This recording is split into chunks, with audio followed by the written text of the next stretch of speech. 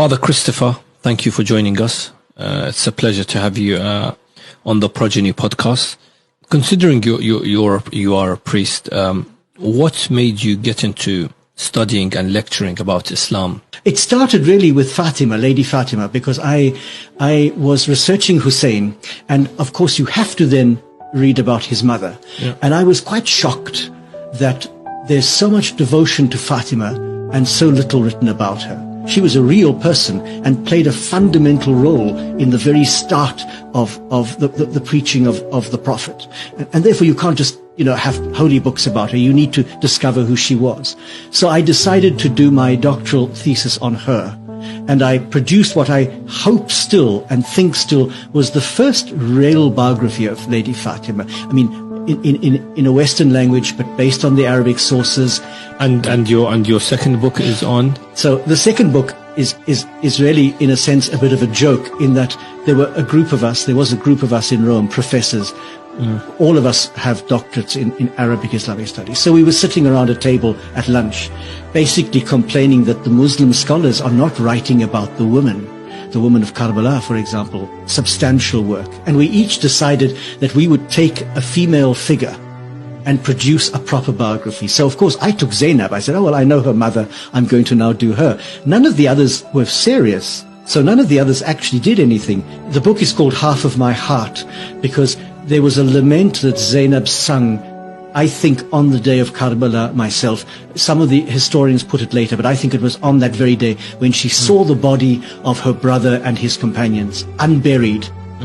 And she refers to him as half of my heart, her brother Hussein. And I thought, well, half of my heart was the Fatima book, and now this is the second half, the Zeynep book. Now, I don't have any heart left, I suppose, but I'm certainly going to tackle other issues. But Zeynep is an extraordinary woman, and like Hussein, transcends all religious, political barriers. She is a universal ideal. She intervenes a number of times, I think 3, on the battlefield. And she's described, so I mean, I go into quite a lot of detail because I'm very moved by this. She's described in the days leading up to Karbala as quite distressed. She hears the enemy army coming and she breaks down. She hears Al-Hussein making this lament about tomorrow so many will be dead, and she breaks down, saying that he's had a vision of his own grandfather saying, you are coming to us, and she breaks down. So she's quite frail and fragile on the eve of the battle. But on the day of the battle, there's a remarkable change, and even the Sunni authors record that she looked like the sun rising as she came out onto the battlefield. And 3 times she walks out of the women's tents right into the middle of the fighting, one to intervene when her nephew is killed. So Ali, the oldest of Hussein's sons, is killed. A second time she comes out to chase after this little boy at Hussein's command, and she can't catch him. He's too fast for her because he wants to fight with his uncle.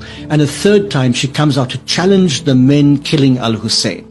And it's this famous challenge where somebody as terrible as Umar bin Sa'd turns away and weeps because he's challenged by her and he knows that he's So in that sense, she is of great importance, but even more important after the battle because, and this is where I get into trouble, because she was for a short time the leader of the Bayt. There's no doubt about that. Young Ali bin al-Hussein was much too sick to function immediatally after the battle, and his life, in fact, is saved twice. She saves his life later on in the court of where they're before Ziyad, but that's later on. It's that period of days after Karbala, from the journey between Karbala to Kufa to the court of Yazid, to Damascus. That period, however long it was, and it's difficult to know how long it was, when they were being interrogated and ill-treated, she was the pole around which everything revolved. Absolutely. And there's a particular moment where her nephew, Ali bin al-Hussein, says to her, be quiet now, let me speak. And that for me is the moment when he takes his place as Imam. He's Imam, but when he actually takes his place and takes over leadership of this group. But until then, it is Lady Zeynep. And I always defend this by saying, she's not a woman with masculine virtues. Bravery is not a masculine virtue, it's a human virtue.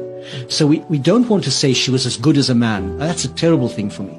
She was an extraordinarily powerful woman who betrayed all the great virtues, by betrayed I mean showed forth all the great virtues that are equally right in women as in men. Bravery, courage, the ability to speak with great articulation against injustice. And in a sense, she functioned as the leader of the House of Islam. Now, I mean, of the Ahl